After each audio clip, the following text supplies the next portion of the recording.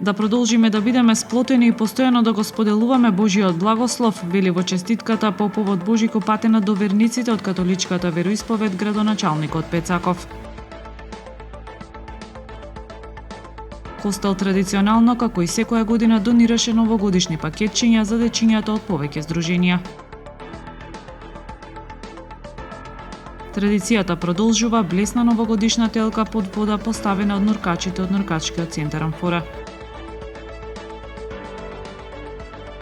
Струга блесна новогодишна. За украсување на градот предвидени биле 1.200.000 денари, а детали за дочекот на градскиот плоштад се уште нема.